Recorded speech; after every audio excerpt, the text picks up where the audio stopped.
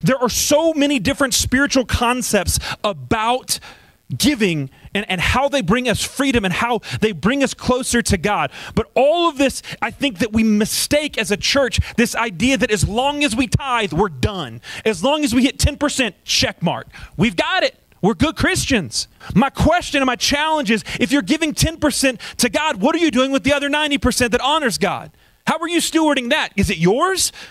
Are you an owner of that 90% or are you a steward? So what does that look like? You see, I think the problem is as Christians, we have focused too much on the percentage and too little on the purpose. I think a lot of pastors preach and they want people to tithe, so they tell people to tithe, They ask people to write checks to the church or to go online and give. And as long as they do that, they're good. But you know, more than tithing, you know what I want to hear? You know what I want questions to be about? Not like, hey, how much do you need? Or how much should I give?